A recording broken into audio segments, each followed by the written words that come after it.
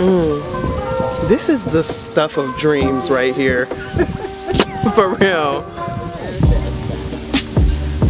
That breeze and this beauty. Look at this, you guys.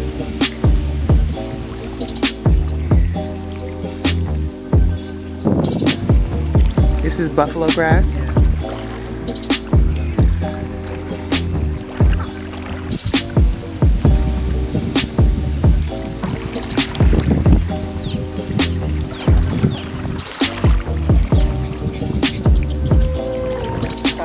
Yo, it's so smart.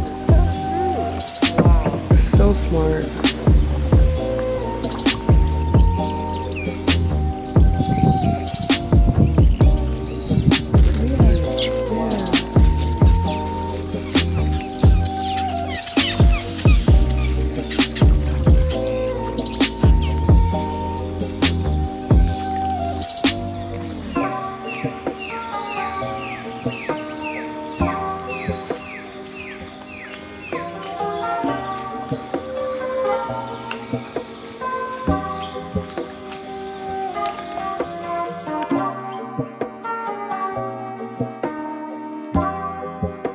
Up guys, peace and light. It's Traveling Sista here, and if this is your first time in the channel, welcome. If not, welcome back, family.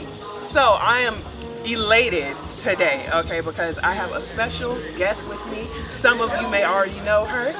Eat Love Migrate, okay? Hello. ES is here. ES is in the building. What's up? What's up? We are here at the beautiful Lake Duluti, and what a perfect spot to just grab an interview with our sister right here, okay? So just introduce yourself a little bit. Well, I'm ES from Eat Love Migrate channel, and I've been traveling all around Africa, small, getting acquainted with the people, the culture, the traditions, and the languages, the food. Yeah, just learning a lot about Africa because I truly want to live here. So I have no plans on going back to the U.S., but I'm just enjoying Tanzania. It's absolutely beautiful, more than I expected, more than I anticipated, and everything that I felt about it, it was right. So I'm just really happy to be here. She is the best host ever. She and her husband, Freddie, they were just amazing last night. So, thank you. Okay, so how long have you been in the country? I've been here in Tanzania, I guess maybe about a week and a half. Okay. Yeah, I think it was about a week and a half. Okay, and so where did you go first? Like, where did you land when you came to Tanzania?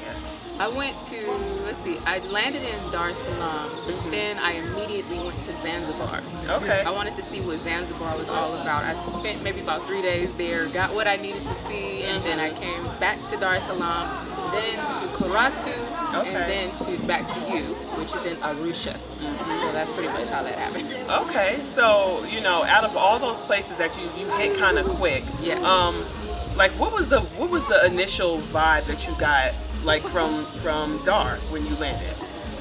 From Dar es Salaam, it seemed very easygoing, actually, considering that it is a very busy, I'm going to say like a downtown area. It was very easygoing. The people weren't as pressing as you would think, since it is a big city.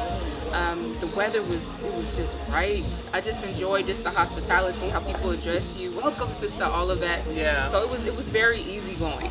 Yeah, actually more easygoing than what I felt at the bus station in Arusha.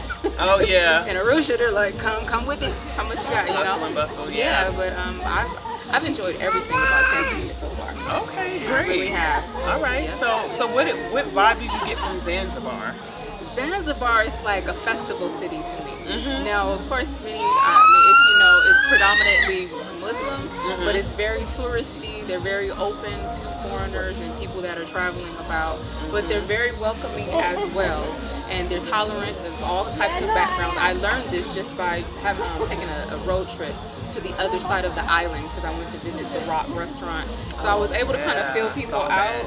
And I'm sorry, it was just hospitality everywhere. People were very welcoming, very accommodating. And that's one thing that I've learned about African travel since I've been going to places where it's majority like Muslims. And at first I was a bit reserved about that and, you know, kind of concerned, but they are some of the most sweetest and just open people, and, you know, they're just doing them, you know, not here to harm anyone. It's just a great experience. So, yeah, did I answer? Yeah, you did. Yeah, You Zanzibar. did. Zanzibar. Yeah. Okay, cool. So tell me about Karatu. Karatu. Wow. Okay, Karatu is one of those places where it's very mountainous, hilly. I guess the elevation is a bit higher. The people are, of course, very welcoming, very hospitable. It's very easygoing. Okay. There's not a lot of hustle and bustle. I'm pretty sure everyone knows one another. It's more like village. Very farm-like. Okay. Yeah, very traditional. It's not traditional in a way where you'll be like, oh, they're standoffish. It's just very quiet, very peaceful. You know, there's just not a lot of traffic. There are things that happen there, you know, of course, but it's very nice. It's very nice, very farm-like. You see farms everywhere. Yeah. People are growing food everywhere. It's amazing. And see, I did go there the one time, and I do remember it just being a very easygoing place. I didn't explore too much around Karatu City. I was just kind of centralized in one area. But from what I remember, it was very relaxing, very easygoing. And so, how do you see Arusha? Okay. Arusha, you know what? Like I said, when I first came to Arusha, so I came through Dar Express, the bus. Okay, so we had a stopover. And whew, those vendors, boy, knocking, Sista, you know? Yeah, they're very persistent. They want you to buy, because I made the mistake of saying, "May I have those little chips or a little ball or something?" And then all of the cousins came on over and wanted a piece of me, but you know, it was cool though. So anyways, that was that. Now coming back, you know, to visit you, going through the mountains, going through the hills, going through the city, I'm like, oh my gosh, this place is beautiful. Beautiful, it's Oh beautiful. my God. I'm like, it's it here. So it's I'm gonna say maybe about 3 or 4 notches faster in pace than Karatu, which I really dig. It's still green. It's still very lush. There's just more people, more, you know, like more activity, more festival. Yeah, I can definitely dig that. Yeah, it's more my speed, actually. Okay, yeah, I feel you. Yeah, Karatu is cool. Maybe if I was, I'm not gonna say retired, but maybe if it was like business or something.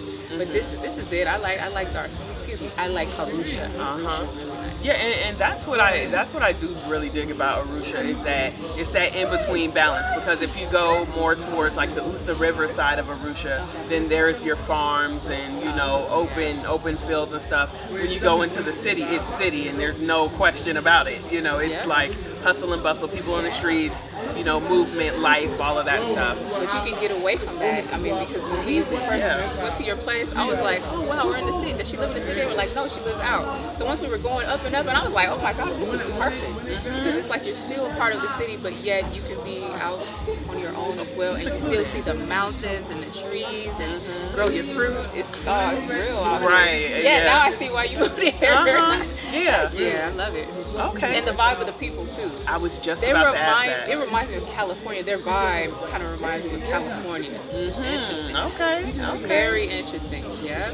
Yeah. So what is your overall, you know, I think you kind of answered this already, but what's your overall impression of Tanzania?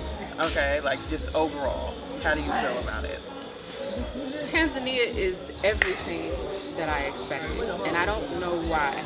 Okay. But I dreamt about this place for years. I always wanted to come here. I always knew that I wanted to live here. And just watching your videos throughout the years, I was so plugged in because I just felt it. I just felt it. Even before I saw your videos, I was going to Tanzania. So when you came, you just ignited everything that I wanted. You know, so that's why I've traveled around and I said, you know, I'm gonna wait just to make sure. I need to see these other places. Yeah. And so coming here, everything that I imagined is here. You guys have everything. It's true. The mountains, the Serengeti, you have the other, you know, East African countries, which are just as beautiful, and I don't know, it's just really beautiful. And the people add to the experience. You know, they're not pushy, they're not standoffish. It's just like they're just like, hey. You know, and they're welcoming of diasporans, of course, you know. Absolutely. Okay, so at this point, how many African countries have you been to? I've only technically been to 3, Ghana, Egypt, and Tanzania. Okay. I had this plan to visit as many as I can. Of course, it's probably going to take a lifetime, you know, of course. just generating money and a life. But so far, just Ghana, Tanzania, and Egypt. and then I'm on to another one before I head back to Ghana. Okay.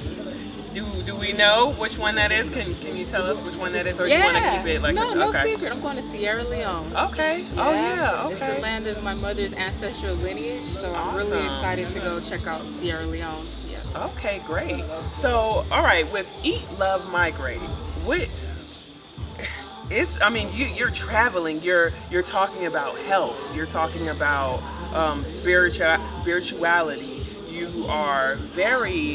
You're very open, and I love the way that you show your videos like a day in the life. You know what I'm saying? We feel like, at least I feel like I'm right there with you. Okay, so I just want to go into a little bit like, what was your goal behind creating Eat Love Migrate? Like, what did you want to give? With regards to Eat Love Migrate, I really just wanted to showcase what it was like for, a Black American woman to go and venture into unknown territories, which were predominantly Black, of course, African countries, which I had never experienced before. I wanted to understand, who these people were, because I didn't know anything about Africa at all. And of course I was a bit concerned because of my skin color. I thought it would be a problem, but I learned that there's only certain countries that have skin color problems. So as far as what I've learned being here with the few countries that I've been to, there's no such thing as skin color. They look at who you are, I'm pretty sure it exists, but what I mean by that is in the videos, I just wanted to show what it was like to enter into people's homes, experience the real. Yeah. Experience the real. I didn't want to just showcase just all the beautiful things. I wanted to showcase what it's like to actually visit this country. Right. Deal with the people. How do they respond? Do they really hate us? Or are they just like okay with us? Exactly. And so, and the misconceptions that we've had, through Western media, gosh, coming out here, I mean, it oh gosh, it just tears all of that down. It shuts it down entirely. So I feel very grateful that I'm a part of the migration crew of people. Right on, that y'all, are traveling, and getting out here and seeing what it's all about, because it's magnificent. It's one of the best things I think I've ever done in my life. And I'm really happy to have met you though, because you are so amazing. Thank you so much. Being in her presence, you guys, she's amazing. And then the other people, the diasporans who we met yesterday that actually live here, there's so many of them, and they all just have shared ideas. Like we were so in sync with what we want, what we felt, and what brought us here. Yeah, it's amazing. Yes. Yeah. Let me see if she'll go to me. Come hither, Zora. Come. Hey. Okay, I think it's still recording. Let me make sure. Yep. All right. Cool. Okay. So we have a little visitor with us. Yeah. Say hi. Say hi. Okay. So could you see yourself really relocating to Tanzania? Like, is it like including all the factors of, what you want out of your journey, including the ease of migration here, the ease of immigration, or if you want to go through the immigration process, like including everything, the feel, the vibe. Is Tanzania a place that you could see yourself relocating to? Well, the easy answer is absolutely. Of course, I've done, some research with regards to what that process would be like, and there was some disappointments in there because it is not as easy as other countries. No. But, I love this place so much that I'm going to take my time, continue to do my traveling, but I do believe that this is a place that I absolutely want to live. I said it. Yeah. Because I love it. Yeah, I feel at home. I feel at peace here. I still don't know much about it, but I'm willing to learn. There's just a lot here that I'm attracted to, such as like climbing mountains and stuff. And the weather, the climate is off the chain. But as far as like immigration and stuff like that, I would love to see some changes, with regards to people that live abroad whose ancestors roamed this land, because ain't no telling, we might have come from this place and just didn't know, due to the injustices of the past. But I'm very hopeful, and I'm looking forward to seeing what it's like to attempt to live in a country such as Tanzania, because I love it. I love Tanzania. Go Tanzania. I really hope that they get better with the immigration as far as we as diasporas wanting to come live here. Okay. Yeah, I would really love to see some changes. I would too. And it's not an easy process. And that's one of the concerns that I had with this channel is that y'all already know, I be keeping it real, you know what I'm saying? And I'm not here to sell anybody a dream, but I just I wasn't sure whether I was making the process sound or look too easy. Come here, Moon. Okay. I didn't want to make it look like, it's just a walk in the park. Like this, it's a difficult transition when it comes to the legality, the paperwork, the immigration type of thing, and just like going anywhere on earth that you're trying to relocate. If it's a different country than your home country, there's going to be a language barrier, cultural things that you're going to have to, okay, don't go over there. Water. Yeah, not yet, Mama, a little later. Cultural things that you're going to have to figure out, you know what I'm saying?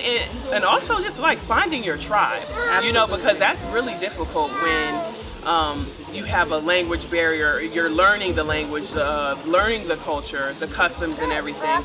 It's difficult, but the thing that I want to stress, okay, the thing that I really want to stress to people is that when you decide to relocate to a place, make sure that it is your journey and your journey alone. Not saying that, of course, if you have a family, that's a family decision and stuff, but make sure it sets in your heart, not because of what someone else or me or whoever makes the place look like. Absolutely. Yes, you can initially be drawn to a place, because of the way someone showcases it, right? But you really, I can't stress that enough, that they won't know until they actually. Yeah, you won't know until you come, and you'll know because of how it feels in here. Like I thought maybe Egypt would be a place where I could live. That's why I was like, well, let me just go test it out because it's so cheap. Whew. After a month, I was just like, okay, maybe not. Yeah. Maybe not. And so I'm proud that I actually just said, go do it and go check it out, to be sure. And that's what it's all about.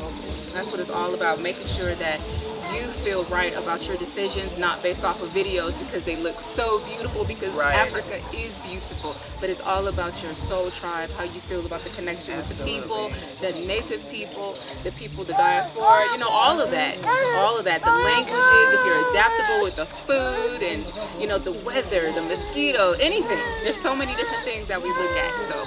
Right. And, excuse me, you guys. But and you just have to keep it real with yourself as well. You have to, okay, hold on. So I do want to ask you another question that I know a lot of diasporans out there are wondering.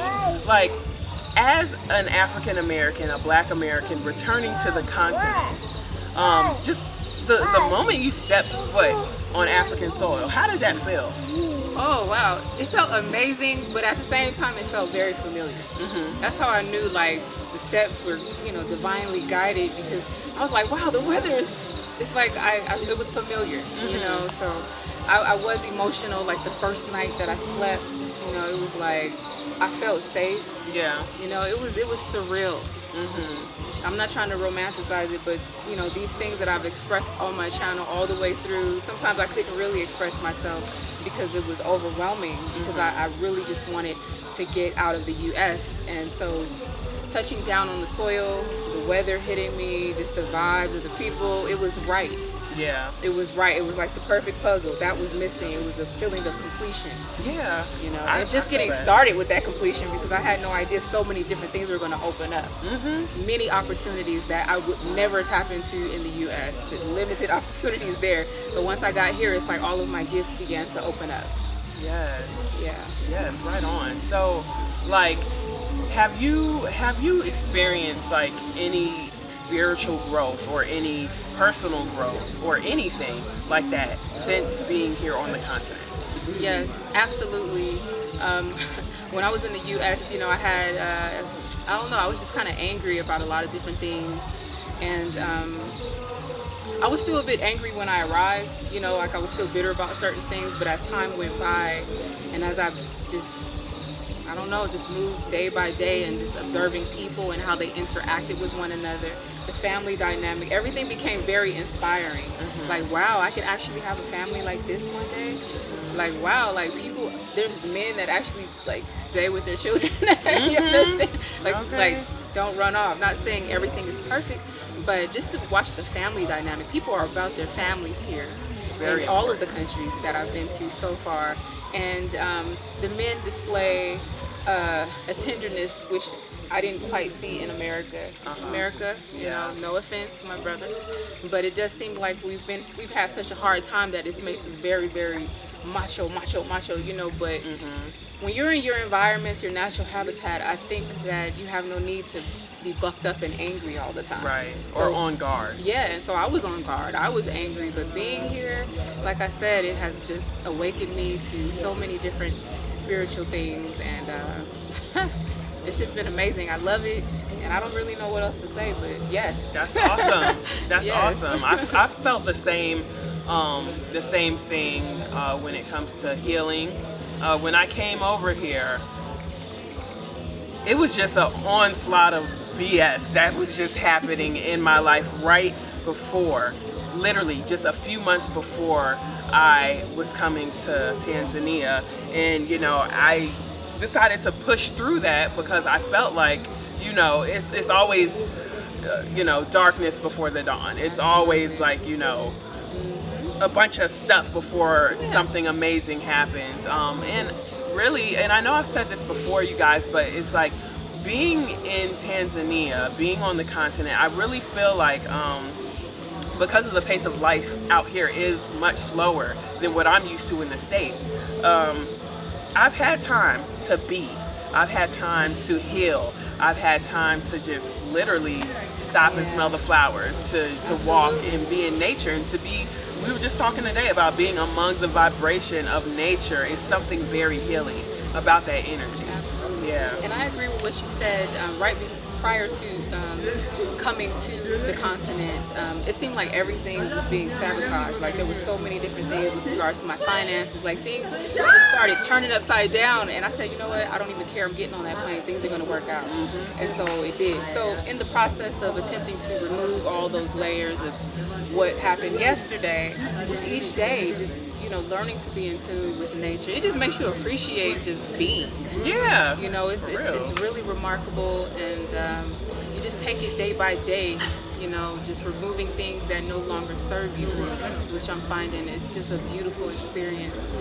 And I'm just inspired. I'm very proud of African people for being so welcoming and open to us and understanding. Even if they don't understand entirely, at least they're willing, you know, to learn, like, what happened, you know. So many are informed, but for those who are not, they're just like, oh well, come cook, you know. Right. Need this dough. Yes. And speaking of cooking, like, how is the food? Which food? Just so how is the food here in Tanzania? Is it that much different really than the food from Ghana or Egypt? Well, I'm guessing Egypt. It is a bit different. Okay. Ghana's food is much more heartier, much more hearty. Uh-huh. You know, and they do use some inorganic ingredients, you know, which I don't really know, so it makes it just like, you know, it's delicious. Like more robust flavor? Because I've never had Ghana food. It's just very rich. Okay. Very, very rich. Like you just won't see a salad with your meal. It's just like very rich. My favorite dish when I was there was red fish and black-eyed peas, pretty much. Oh, yummy. You know, but the way that they do it is just amazing. But being in Egypt, the food once again was a bit hearty, and foods like that are hearty are actually not really compatible with me. You know, as far as shedding and feeling light and airy. Here, that's what I feel, because there's mangoes and there's watermelon, there's fruit abundant, you know, and so that's more complimentary with me. Even the way the styles of people, you know, and how they cook in their homes is complimentary. It's so much more lighter. I love the flavors. And it's so funny because Karim, he was saying, well, Tanzania is not really known for culinary this, that. And I'm like, inside of their homes they are. Yeah. They slay inside of these homes, though. They may not be known, you know, in the culinary world of this or that, but in their homes, whoo. Yeah, everyone knows how to cook. Yeah, for real. So I enjoy the food here very much so. Okay, good. Yes. Yeah, I enjoy the food too. It's it did take a lot. Well, not a lot. It took a little getting used to because I'm used to very savory, very robust flavors and stuff like that. So, you know, they don't use a whole lot of seasonings on their food, which it was very ironic to me because Zanzibar is a spice island.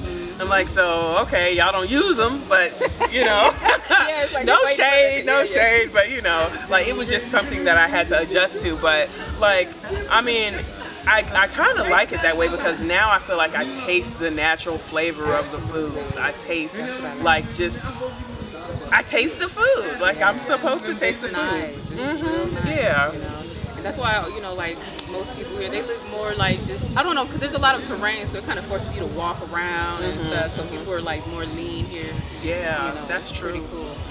So is there any advice that you could give to someone looking not only to travel to Tanzania, but to the continent in general? What would you tell them? I would tell them to plan your strategies as far as what it is that you want to accomplish. Ask yourself why it is that you want to come, and be honest with yourself. Definitely plan, save, create an itinerary with every place that you want to visit, and know the amount of times that you want to stay there. You know, be realistic about your amount of time. Me staying in Egypt for 30 days was too much. I probably should have only stayed a week. You know, but I learned from that. It's not a bad thing because I, you know, found new friends, met some Nubians that are from there. You know, it worked out. But you don't want to be regretful, you know, some of your situations. And through travel, sometimes, you know, you have ups and downs, and you just be like, wow, why did I do this or that? So just think about your steps and your moves, and research the country, you know, before you go. The political climate, you know, the economic climate, everything that's going on, and then look for YouTube videos, you know, of people vlogging their experiences there, you know, before you decide, and then just have fun and enjoy yourself. Yeah, right on. Okay, so how can people reach you? Tell me that. Oh yeah, very simple. I only have 2 social media platforms. We have YouTube, Eat Love Migrate. I also have another channel which is based on more spiritual ideas and the things that I've experienced here. It's called Ancestor Juice, for those that are into that. And you can find me on Instagram at Eat Love Migrate. Okay, right on. And I will put all those links in the description section below. And yeah, like, if you don't have anything else to say to the good people, then that's it, you guys. I hope you enjoyed the interview, and y'all know what it is. I love y'all. Peace, peace.